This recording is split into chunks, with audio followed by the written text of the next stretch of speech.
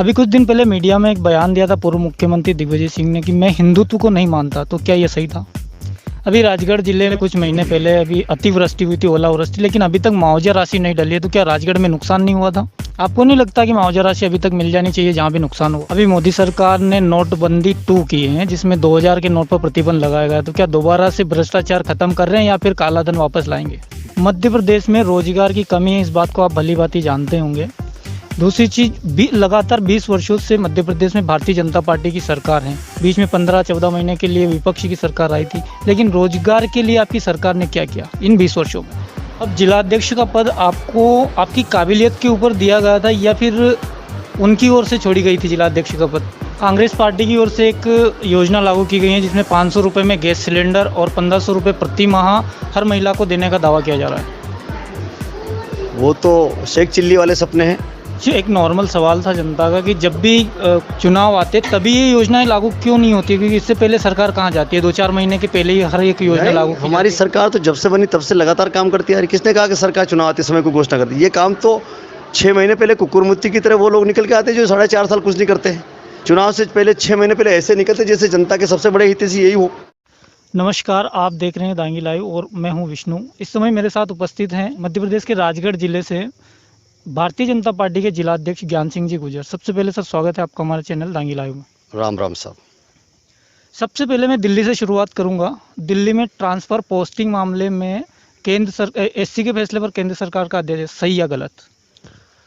देखिए, माननीय नरेंद्र मोदी जी जिस तरीके से काम कर रहे हैं, जिस भाव को लेकर के, जिस विचारधारा को लेकर के लगातार देश की सुरक्षा और देश की व्यवस्थाओं को मजबूत करते हुए जिस प्रकार से आज दुनिया में भारत की छवि बनी है, या दुनिया में जो आज भारत का डंका बज रहा है, एक ऐसा नेतृत्व हमें मिला है। उस नेतृत्व का ही परिणाम है कि आज पूरी दुनिया में भारत माता का जय घोष हो रहा है। तो मोदी जी जो निर्णय लेते हैं वो सबके लाभ के लिए, सबके फायदे के लिए, सबके हित में, उससे सबसे ज़्यादा बड़ी बात है कि वो देश हित में हमेशा निर्णय लेते हैं। तो जो देश हित में निर्णय है वो सबके लिए ठीक है, सर्वमान्य है। इसमें कोई संदेह नहीं। लेकिन सुप्रीम कोर्ट का फैसला आ गया था, तो उस पर अध्यादेश क्या ज़रूरत थी इसकी? अब समसामयिक परिस्थितियों को देखते हुए जिस प्रकार की परिस्थिति सामने आती है उसका सामना करना पड़ता है। ये लोकतंत्र है और लोकतंत्र में जो व्यवस्था दी गई है उस व्यवस्था के अनुरूप जितना कर सकते हैं वो करना ही पड़ता है। उसके अनुरूप जो निर्णय लिया होगा वो कहीं ना कहीं उचित होगा, इसलिए इस प्रकार का निर्णय लिया गया है। कर्नाटक में बीजेपी की ज़बरदस्त हार हुई है, इसके पीछे किसका हाथ है? क्योंकि दावा तो बीजेपी कर रही थी कि पूर्ण बहुमत के साथ बीजेपी की सरकार बनेगी। देखिए, कोई बीजेपी की वहाँ पर हार नहीं हुई है। वहाँ पर ये चुनाव अंकों का खेल है। अंक गणित के ऊपर चुनाव निर्भर करते हैं। 36% मत पहले भी भारतीय जनता पार्टी को मिले थे, अब भी भारतीय जनता पार्टी को 36% के लगभग ही वोट मिले हैं। भारतीय जनता पार्टी का ग्राफ नहीं गिरा। वहाँ जितने भी विरोधी दल थे, या यूँ मान लीजिए जो लोग भाजपा को हराना चाहते थे, जो मतदाता जेडीएस के पक्ष में थे, उन्होंने जेडीएस को छोड़ कर करके कांग्रेस के पक्ष में इसलिए आए कि कांग्रेस उस समय वहाँ पर भाजपा को हराने की स्थिति में थी। इसलिए मतों का जो विकेंद्रीकरण होना चाहिए था, वहाँ मत विकेंद्रीकरण उनका नहीं हो पाया और एकजुट होकर के कांग्रेस की झोली में चले गए। वो मात्र इसलिए चले गए कि भाजपा को हराना है। जो कुछ ऐसे तत्व हैं जिनकी मनमर्जी नहीं चल पा रही थी, जो अपना सोचा हुआ नहीं कर पा रहे थे, ऐसे सारे लोग, ऐसे सारे वर्ग के लोगों ने एकजुट होकर के कांग्रेस के पक्ष में मतदान किया। न तो भारतीय जनता पार्टी की वहाँ पर छवि खराब हुई, न भारतीय जनता पार्टी वहाँ इस प्रकार से कहीं पीछे। शुरू से हमारा मत प्रतिशत वहाँ 36% के लगभग रहा है, वो स्थिर है, आज भी वो बना हुआ है।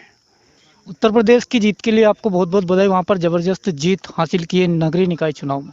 देखिए, उत्तर प्रदेश हो या गुजरात हो या भारत का कोई भी प्रदेश हो, दशों दिशाओं में भारतीय जनता पार्टी के यशस्वी नेतृत्व माननीय नरेंद्र मोदी जी ने जिस प्रकार के काम किए, सबका विकास, सबका विश्वास के भाव को लेकर के, और जो आइडियोलॉजी माननीय नरेंद्र मोदी जी की है, उसके अनुरूप हमारे देश का चहुमुखी विकास हो रहा है। आप देश के विकास का ग्राफ उठा करके देख लीजिए, कितना परिवर्तन आज नजर आएगा। 2014 का पहले का भारत और 2014 के बाद के भारत को आप तुलनात्मक रूप से उसका अध्ययन कीजिए, ताकड़ी के तराजू में उनको तोलिए, फिर आपने अंतर्मन से पूछिए कि वास्तव में भारतीय जनता पार्टी की नीतियां, भारतीय जनता पार्टी की कार्यशैली, भारतीय जनता पार्टी के नेतृत्व का कार्य व्यवहार कितना कुशल है, कितना अच्छा है, उसी का परिणाम है। देखिए, कुछ घटक ऐसे हैं जिनको छोड़ करके अगर आप विस्तार से अगर सोचेंगे तो निश्चित ही भारतीय जनता पार्टी की स्वीकार्यता पूरे देश में आपको नजर आएगी। अभी कुछ दिन पहले मीडिया में एक बयान दिया था पूर्व मुख्यमंत्री दिग्विजय सिंह ने कि मैं हिंदुत्व को नहीं मानता, तो क्या ये सही था? अब ये तो उनका अपना निजी बयान है, वो किसको माने किसको ना माने, पर वो भारत माता पर बोझ नहीं बने। इस देश में जन्म लिया है तो इस देश के खिलाफ ऐसे बयान नहीं दे। मेरा तो उनसे ये निवेदन है कि भारत माता को तोड़ने का ये ऐसा कुत्सित प्रयास ना करे। इनके नेता कभी भारत जोड़ो यात्रा निकालते हैं और इनके नेता कभी इस प्रकार का बयान देते हैं कि मैं तो ये हूँ, मैं तो वो हूँ। कभी वो गौ मांस को खाने योग्य बताते हैं, कभी वो अपने आप को, जैसे पंडित जवाहरलाल नेहरू जी ने कहा था कि मैं शर्म से हिंदू हूँ, मैं ऐसा महसूस करता हूँ। तो अपने को हिंदू माने ना माने, लेकिन देश हित में जो गलत हो वो नहीं करे, देश को तोड़ने का काम नहीं करे, देश को बांटने का काम नहीं करे। वो बहुत सीनियर और वरिष्ठ नेता है, लंबे समय तक मध्य प्रदेश का उन्होंने नेतृत्व किया है। उनके बारे में हम ज़्यादा क्या कह सकते हैं, ये उनका अपना विवेक है कि वो हिंदू समझे अपने आप को या जो कुछ भी समझे, ये उनकी अपना खुद की आइडियोलॉजी है, खुद का विचार है। एक और कड़ी प्रतिक्रिया आई थी उनकी तरफ से कि हिंदू का मतलब होता है डंडा मारो, तो क्या हिंदू डंडा मारता है? अब ये तो हमारे संतों ने, ऋषियों ने, मनीषियों ने, हमारे शंकराचार्यों ने, हमारे मठ मठाधीशों ने जिस प्रकार से भारत की संस्कृति को लेकर के, सांस्कृतिक विरासत को लेकर के, भारत के जो शास्त्र है, पुराण है, ग्रंथ हैं, वेद है, ये सब अगर पढ़ेंगे, लिखेंगे, समझेंगे तो उनको पता चलेगा हिंदुत्व का मतलब क्या होता है। इस तरह पे व्याख्या करना ये उनकी बुद्धि का परिचय है कि वो कितने निपुण है इन चीज़ों में, ये उनके ऊपर है। इस बारे में मैं कुछ नहीं कह सकता हूँ। वो एक अपने हिसाब से वो खुद व्याख्या करे या खुद चिंतन करे, ये उनका विषय है। इस बारे में कुछ नहीं कह सकता हूँ। अभी राजगढ़ जिले में कुछ महीने पहले अभी अतिवृष्टि हुई थी, ओलावृष्टि, लेकिन अभी तक मुआवजा राशि नहीं डली है, तो क्या राजगढ़ में नुकसान नहीं हुआ था? देखिए, जहाँ जहाँ भी नुकसान हुआ था, माननीय मुख्यमंत्री जी ने पूरी संवेदना के साथ पूरे जिले के जो राजस्व का पूरा सिस्टम उसको सक्रिय किया, और हमारे माननीय प्रभारी मंत्री जी भी उसी समय, आज रात में ओले गिरे, दूसरे दिन तो वो मैदान में नजर आए। पूरा प्रशासन हरकत में रहा, उनने लगातार सर्वे किया। सर्वे के आधार पर जहाँ जितना नुकसान हुआ, जिस प्रकार की स्थिति परिस्थिति है, उसके अनुरूप जो RBC 6(4) के तहत जिस प्रकार के नियम कानून बने हुए हैं, उनमें जितनी वरीयता मिलने वाली है वो मिलेगी। जहाँ पर नुकसान हुआ होगा वहाँ उनको मुआवजा मिलेगा, जहाँ पर नहीं हुआ हो नहीं मिलेगा। जहाँ आंशिक नुकसान है वो उस हिसाब की बात है। आपको नहीं लगता कि मुआवजा राशि अभी तक मिल जानी चाहिए जहाँ भी नुकसान हुआ? नहीं, जब नुकसान हुआ वहाँ दे रहे, कर रहे हैं, वहाँ का प्रयास कर रहे हैं, वहाँ ऐसी कोई बात ही नहीं है, ऐसी कोई दुविधा इसके प्रकार का किसी प्रकार का कोई संशय नहीं है। और मध्य प्रदेश का किसान तो जानता है कि यशस्वी मुख्यमंत्री कितने किसान हितैषी है, और खेती कृषि को लेकर के जिस प्रकार से खेती को लाभ का धंधा बनाने का प्रयास माननीय मुख्यमंत्री जी के द्वारा किया गया है, वो एक अभिनव प्रयास है। और हर कदम पर किसानों के साथ मध्य प्रदेश की सरकार खड़ी नजर आई है और हमेशा खड़ी रहेगी। अभी मोदी सरकार ने नोटबंदी 2 की है, जिसमें 2000 के नोट पर प्रतिबंध लगाया गया, तो क्या दोबारा से भ्रष्टाचार खत्म कर रहे हैं या फिर काला धन वापस लाएंगे? देखिए, ये सरकार समय समय पर कुछ ऐसे निर्णय लेती रहती है जिसकी वजह से पारदर्शिता बढ़े, जिसकी वजह से जीरो टॉलरेंस आए। 2000 के नोट उस समय की परिस्थिति के अनुरूप जब सरकार ने निकाले थे, उनका प्रकाशन किया था, वो स्थिति अलग थी। उसके बाद जब 2000 के नोट चलन में आए और वापस मार्केट से जिस प्रकार से वो गायब हो गए, आज आप देखते हैं कहाँ चलन में 2000 के नोट। लोगों ने काला धन के रूप में उनको अपने अपने घरों में, अपने खजानों में जमा कर लिए हैं। इसके लिए ये कदम बहुत उचित है और ऐसे कदम समय समय पर उठाते रहना चाहिए। जो कालाबाजारी करते हैं या जो जिस प्रकार से 2 नंबर का धन इकट्ठा करते हैं, उनके ऊपर एक्शन होना चाहिए। मध्य प्रदेश में रोजगार की कमी है, इस बात को आप भली भांति जानते होंगे। दूसरी चीज, लगातार 20 वर्षों से मध्य प्रदेश में भारतीय जनता पार्टी की सरकार है। बीच में 15-14 महीने के लिए विपक्ष की सरकार आई थी, लेकिन रोजगार के लिए आपकी सरकार ने क्या किया इन 20 वर्षों में? हमारी सरकार ने जो किया है वो एक आमूलचूल परिवर्तन पूरे मध्य प्रदेश में आप देखने को मिलेगा। आपकी दृष्टि अगर आप सही करेंगे तो आप ज़्यादा दूर मत जाइए। आप स्वयं भी राजगढ़ जिले के निवासी हैं, तो राजगढ़ जिले के भौगोलिक परिदृश्य पर आप अपनी नज़र घुमा करके देख लीजिए। कुंडालिया डैम है, मोहनपुरा डैम है, राजगढ़ जिले की सड़कें हैं, राजगढ़ जिले के गांव, नगर, गली, चौराहे, चौपाल, आप जहां जाओगे वहां आपको नवनिर्माण की नई श्रृंखलाएं नजर आएगी। एक मूलभूत परिवर्तन पूरे मध्य प्रदेश में हुआ और रोजगार को लेकर के चाहे केंद्र सरकार की बात हो चाहे राज्य सरकार की बात हो, हमारी डबल इंजन की सरकारों ने जिस प्रकार से काम किया है वो वास्तव में बहुत अभिभूत करने वाला है।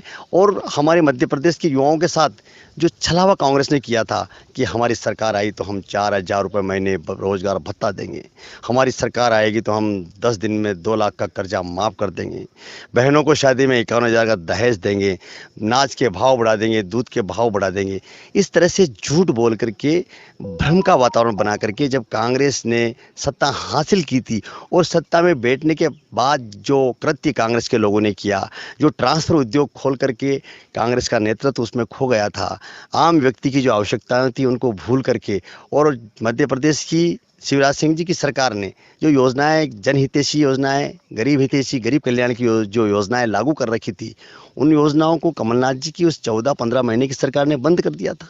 किस मुंह से लोग बोलते हैं, मेरी ये बात समझ में नहीं आती है। और बार बार जनता के बीच में जा करके कुछ तो भी घोषणा कर देते, कुछ तो भी बोल देते।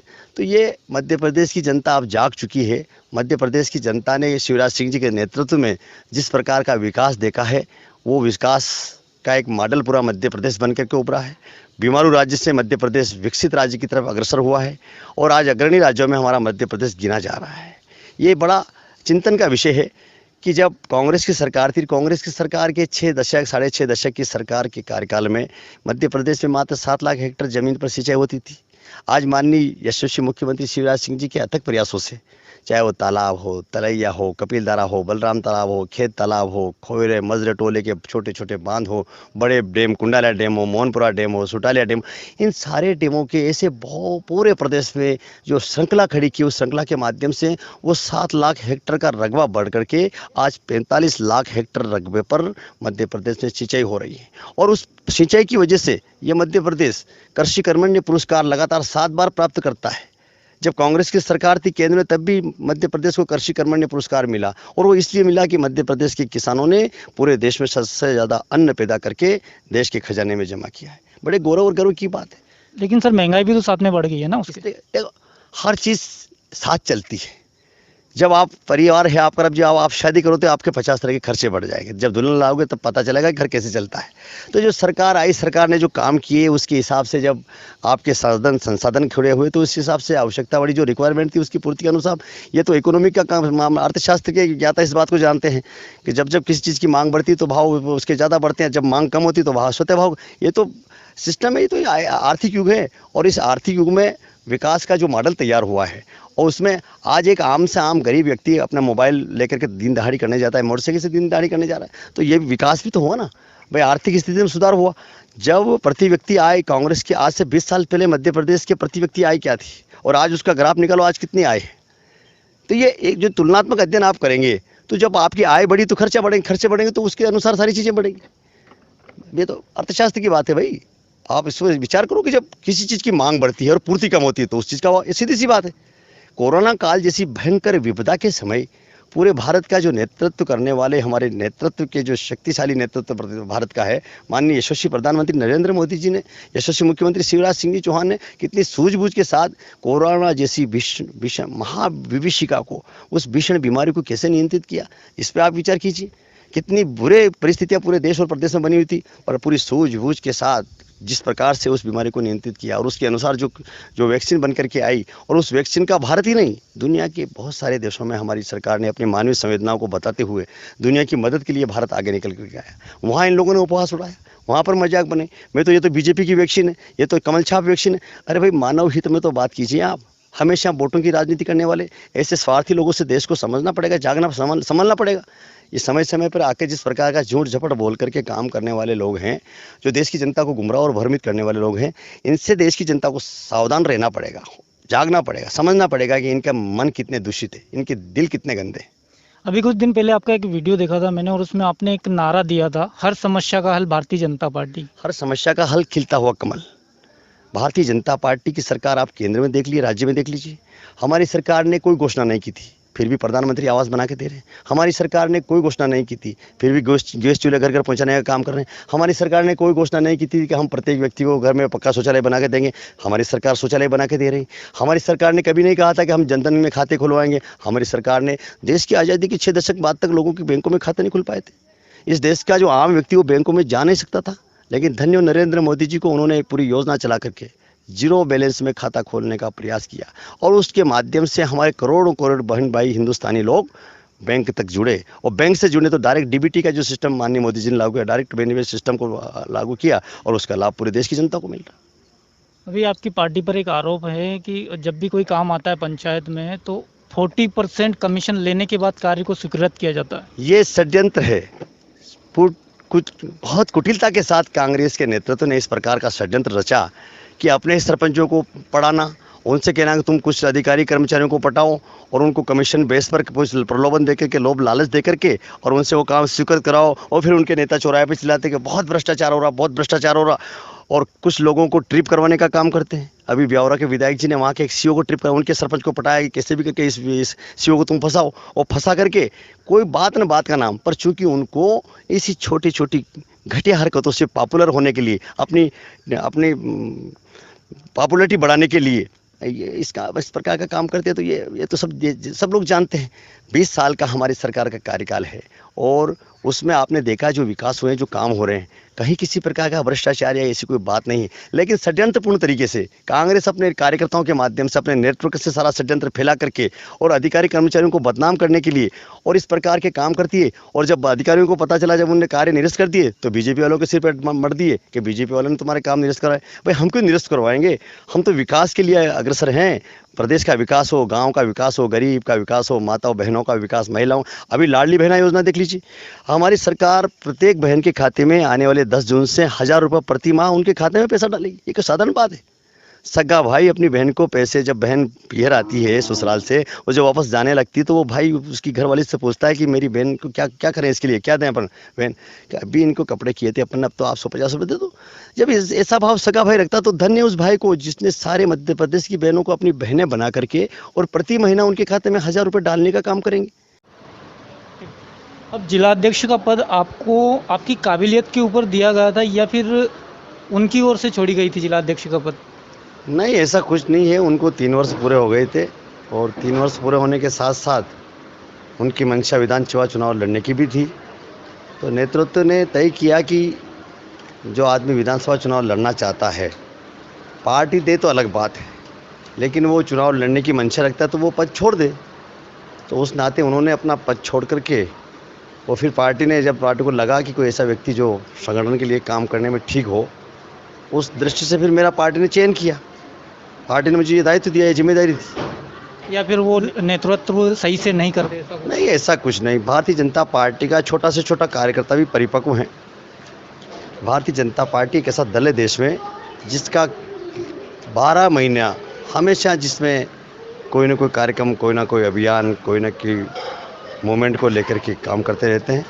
कभी ऐसी कोई बात नहीं रही जिसकी वजह से हमें कोई विचार करना पड़े। इसे ओल्ड पेंशन स्कीम एक बड़ा मुद्दा था कर्नाटक में, और पूर्व मुख्यमंत्री बीजेपी के जो थे उनने एक स्वीकार भी किया कि मैंने ये जो ओल्ड पेंशन स्कीम लागू नहीं की, इस वजह से एक बड़ा कारण था हार का।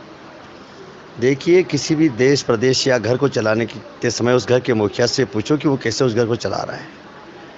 फोकट का लालीपाप देना, झांसा देना या हमारी स्वार्थ सिद्धि के लिए कोई ऐसा कदम उठाना जिसमें भविष्य में जाकर के देश और प्रदेश की जनता के लिए घातक सिद्ध हो, ऐसा काम हमारी पार्टी नहीं करना चाहती। हम जब भी काम करते हैं, देश और राष्ट्र के हित में काम करने वाले दल के लोग हैं, इसलिए हमारे नेतृत्व ने जो सोचा वो बिल्कुल ठीक सोचा है। उससे जो अतिरिक्त प्रभार बढ़ता है या जिस प्रकार की परिस्थितियां देश और प्रदेश के सामने आती हैं, उस पर विचार करके ही ऐसा निर्णय लिया होगा। ठीक है, जहाँ जैसी परिस्थिति स्थिति है उसके अनुसार जहाँ जो हुआ उसके हिसाब से ठीक है। कांग्रेस पार्टी की ओर से एक योजना लागू की गई है जिसमें 500 रुपये में गैस सिलेंडर और 1500 रुपये प्रति माह हर महिला को देने का दावा किया जा रहा है। वो तो शेख चिल्ली वाले सपने हैं, कोई कुछ भी कह दे। पहले भी कांग्रेस ने घोषणा की थी कि हम 10 लाख रुपए 10 दिन में 2 लाख रुपए माफ़ कर देंगे, और 10 दिन में माफ़ नहीं किए तो 11वें दिन में हम मुख्यमंत्री बदल देंगे। क्या परिणाम आया? पूरी देश की जनता के ऊपर अतिरिक्त प्रभार बढ़ गया। ऋण माफी के चक्कर में किसानों ने अपने खाते में अल्टी पल्टी नहीं की, ब्याज जमा नहीं किया, पैसा जमा नहीं किया, तो किसानों के ऊपर भार बढ़ गया। धन्य हो शिवराज सिंह जी को, एक किसान के बेटा को, इस प्रदेश के यशस्वी मुख्यमंत्री तो वो कांग्रेस के पाप को धोने का काम भारतीय जनता पार्टी की सरकार कर रही है। जो किसानों के सर पर जो ब्याज की गठरी बन गई थी उसको उतारने का काम हमारी सरकार कर रही है। अब कुछ एक नॉर्मल सवाल था जनता का कि जब भी चुनाव आते तभी ये योजनाएं लागू क्यों नहीं होती, क्योंकि इससे पहले सरकार कहाँ जाती है? 2-4 महीने के पहले ही हर एक योजना लागू की हमारी जाती सरकार तो जब से बनी तब से लगातार काम करती है। किसने कहा कि सरकार चुनाव आते समय कोई घोषणा करती है? ये काम तो 6 महीने पहले कुकुर मुत्ती की तरह वो लोग निकल के आते हैं जो 4.5 साल कुछ नहीं करते हैं। चुनाव से पहले 6 महीने पहले ऐसे निकलते जैसे जनता के सबसे बड़े हितैषी यही हो, सबसे बड़े राजा हरिश्चंद्र यही हो, जबकि भ्रष्टाचार का नाम ही कांग्रेस है, कांग्रेस का नाम ही भ्रष्टाचार है। है, या फिर मतदाताओं को लुभाने के लिए ये योजना? मतदाताओं को तो पहले इनने ये किया ना, पहले झूठा प्रलोभन दे दे करके गरीबी हटाएंगे, गरीबी हटाएंगे, ये इंदिरा जी के समय से नारा रहा है कांग्रेस का। इनने गरीबी हटाने का कभी ईमानदार प्रयास किया तो बताओ ना आप। गरीबी हटाने का काम कर रहे हैं इस देश के यशस्वी प्रधानमंत्री माननीय नरेंद्र मोदी जी। गरीबी हटाने का काम कर रहे हैं इस प्रदेश के मुख्यमंत्री यशस्वी मुख्यमंत्री माननीय शिवराज सिंह जी चौहान। इसे कहते गरीबी हटाना। संबल योजना शिवराज सिंह जी ने लागू की थी, उस संबल योजना को कमलनाथ जी ने बंद कर दी थी। तुम गरीबी की बात करते हो? गरीबों को जीवन में आमूलचूल परिवर्तन लाने वाली कोई योजना थी तो संबल योजना थी, उस योजना को इन्होंने बंद कर दिया। जिस योजना के माध्यम से कोई व्यक्ति परिवार में मर जाता है किसी में, तो उसके कफन के पैसे की तक व्यवस्था उसमें की गई थी। उस परिवार में एक्सीडेंट से मर जाए कोई तो 4 लाख की मदद, डिलीवरी हो तो 16,000 की मदद। ये कोई साधारण बात थोड़ी थी। एक बहुत बड़ा एक आंदोलन गरीब के जीवन में खड़ा हुआ था, उसको ख़त्म कर दिया था इन्होंने। गरीबी की बात करते हैं या एक जो जिस प्रकार का झूठ बोल करके जो ढकोसला खड़ा करते हैं, वो गलत बात है सारी। भारतीय जनता पार्टी की ओर से एक योजना और लागू की गई है, सीखो और कमाओ, इससे क्या आशय है? इससे ये स्कीम है कि हमारी सरकार उन युवाओं को ट्रेनिंग भी देगी, कौशल पैदा करेगी। कौशल आप हासिल करो, लेकिन उसके साथ साथ आपको वेतन भी देगी। सीखो और पाओ का मतलब ये कांग्रेस ने जब घोषणा करी थी कि हम गरीबों को बेरोजगारी का भत्ता देंगे, हम गरीबों को बेरोजगारी का भत्ता देंगे, बेरोजगारी का भत्ता देने के हम मुफ्त का लालीपाप हम नहीं। देखो, चिड़िया घोंसला बनाती है अपने बच्चों को पंख देने के लिए, उनका पेट भरने के लिए नहीं करती है। इसलिए हम युवाओं को पंख देने का काम कर रहे हैं। हमारे युवाओं को वो कौशल हासिल करेंगे और ट्रेनिंग लेकर के, और बहुत सारे काम ऐसे जो कर सकते हैं। क्या लगता है राजगढ़ जिलों की 5 सीटों पर किस प्रकार से बीजेपी अपना कब्जा जमा पाएगी? किन मुद्दों को लेकर आगे बढ़ेंगे? किस प्रकार से क्या? एक आमूलचूल परिवर्तन पूरे राजगढ़ जिले में खड़ा हुआ है। जो काम भारतीय जनता पार्टी की सरकार ने राजगढ़ जिले के लिए किया है वो कोई नहीं कर सकता है। माननीय दिग्विजय सिंह जी 10 साल तक इस प्रदेश के मुखिया रहे, और 10 साल के उनके कार्यकाल में उनने जो लालीपाप राजगढ़ जिले की जनता को दिया, जिस प्रकार से कंधे पे हाथ रखकर, कंधा बहलाकर फुसलाकर, किसी के माथे पर हाथ रख करके, किसी को पूड़ी का पैकेट दे करके, जिस प्रकार से उन्होंने राजगढ़ जिले की जनता के साथ खिलवाड़ किया था, वो स्पष्ट नजर आ रहा है। अगर वास्तव में इस राजगढ़ जिले के दिग्विजय सिंह जी हितैषी थे तो 10 साल के मुख्यमंत्री के कार्यकाल में इस राजगढ़ जिले की दशा और दिशा बदल देते। इस राजगढ़ जिले का बड़ा सौभाग्य है कि पार्वती से लेकर काली सिंध तक, ये मेरे गांव के पास नीचे काली सिंध, ये आखिरी सीमा है राजगढ़ जिले की। काली सिंध से लेकर पार्वती तक आप जाएंगे तो 8 नदियां इस राजगढ़ जिले में बहती है। किसी एक नदी में बड़ा डैम बनवा देते, कोई बड़ा उद्योग कारखाना डलवा देते, कोई किसी प्रकार की अच्छी स्कीम यहाँ ला देते। सिर्फ 10 साल तक राज किया राजगढ़ जिले का बता करके, और राजगढ़ जिले की जनता को मूर्ख बनाते रहे। धन्य हो शिवराज सिंह जी चौहान को कि उन्होंने कुंडालिया डैम बनाया, उन्होंने मोहनपुरा डैम बनाया, उन्होंने सुटालिया डैम बनाया। और सुटालिया डैम कुंडालिया डैम ही नहीं, पूरे राजगढ़ जिले की सड़कों की आप दशा देख लीजिए। पूरे राजगढ़ जिले के गांवों में जाकर के आप पंच परमेश्वर योजना के माध्यम से कितने काम हुए आप देख लीजिए। BRGF योजना से कितने काम हुए आप देख लीजिए। SGSY से कितने काम हुए आप देख लीजिए। इतनी सारी योजनाओं के माध्यम से, मनरेगा से तो लाखों काम हुए, लेकिन ऐसे और भी काम हैं जो इस राजगढ़ जिले में हुए हैं। और उसी के साथ साथ आप देखिए यशस्वी प्रधानमंत्री जी ने कितने आवास राजगढ़ जिले को दी, यशस्वी प्रधानमंत्री जी ने कितने गैस चूल्हे, मतलब हर कदम पर डबल इंजन की सरकार मिलकर के काम कर रही है। और उसी का परिणाम है कि आज हर गांव, हर गली, हर चौपाल, हर चौराहे पर आज काम हो रहे हैं। प्रदेश की जनता पूरी तरह से भारतीय जनता पार्टी के साथ है, और हम भारतीय जनता पार्टी की झोली में 5 सीटें निकाल करके डालेंगे, ये आपसे मैं वादा करता हूँ। अभी बीजेपी को एक बड़ा झटका लगा है। 4 जिलों में हरदा, सतना, बालाघाट और मुरैना तथा सागर में कई बीजेपी के कार्यकर्ता कांग्रेस में शामिल हुए पिछले 2-3 दिन के अंदर। देखिए, ये तो एक फोकट का एक बवंडर है, जबरन का नाच न जानू आंगन टेढ़ा वाली बात है। खुद कुछ कर नहीं पाए और दोषारोपण करके या पार्टी को गलत बता करके, अब मान लो आप दीपक जोशी जी की बात कीजिए, आप जिनके पिताजी ने भारतीय जनसंघ से लेकर के भारतीय जनता पार्टी तक भारतीय जनता पार्टी को खड़ा करने का काम किया, मजबूत करने का काम किया। आपका परिवार है, आपकी पार्टी, आपके पुरोधाओं की, आपके पुरखों की इसमें स्मृतियाँ जुड़ी हुई है। और आपको जैसे ही वो उनके स्वर्गवासी होने के बाद आपको टिकट दिया, विधायक बनाया और मंत्री बनाया, और आप क्या चाहते हैं भाई? और ऐसे स्वार्थ लोलुप लोग भारतीय जनता पार्टी में नहीं चाहिए हमें। ऐसे लोग जाना चाहे तो आप खुले उनके लिए जाए, कोई रोक नहीं। जो जाना चाहते जाए। भारतीय जनता पार्टी में तपस्वी लोग चाहिए, भारतीय जनता पार्टी में देश, धर्म, राष्ट्र, संस्कृति के लिए काम करने वाले लोग चाहिए। हमें यहाँ पद प्रतिष्ठा और लोभ लालच के लिए आने वाले लोग कतई पसंद नहीं है। पद लोलुपता वाले लोग कतई पसंद नहीं है। भारतीय जनता पार्टी का नेतृत्व इन चीज़ों को कभी स्वीकार नहीं करता है। यहाँ तो पुरुषार्थ करना पड़ता है मातृभूमि के लिए, जन्मभूमि के लिए, राष्ट्र के लिए। तो राजगढ़ क्षेत्र से भी तो मोना सुस्तानी ने कांग्रेस को छोड़ा और बीजेपी का साथ थामा। वो कांग्रेस में जो राष्ट्रवादी विचारधारा के लोग सोते आ रहे हैं, उनको लग रहा है कि कांग्रेस एक बोझ बन गई है। कांग्रेस में जो दिशा थी वो भटक गए। कांग्रेस का जो काम है वो पूरी तरह से दिशाहीन हो गया। बिन माझी की नाव की तरह कांग्रेस आज चल रही है। जैसे सागर में कोई माझी नाव होती है, वो बिन माझी के वो जिधर की हवा का झोंका मिलता है, उधर से इधर, इधर से उधर, इधर से उधर, वो किसी चट्टान से टकरा कर खत्म हो जाती। ऐसा काम आज कांग्रेस का बचा क्या कांग्रेस में भाई? अभी विश्व स्तर पर मोदी एक बहुत बड़ी हस्ती है, अभी विदेशी यात्रा पर है और पपुआ के जो प्रधानमंत्री उन्होंने पैर छुआ था। इतनी बड़ी हस्ती होने के बावजूद भी उन पर आरोप कैसे लगते हैं? ये तो देखिए, छद्म धर्म निरपेक्षतावादी जो लोग हैं, जो इस प्रकार के लोग हैं देश में, वो कभी ओसामा को ओसामा जी कहते हैं। और एक तपस्वी के चरण में कोई अगर कोई आशीर्वाद लेता है, पैर छूने का मतलब क्या होता है पहले तो ये समझना होगा।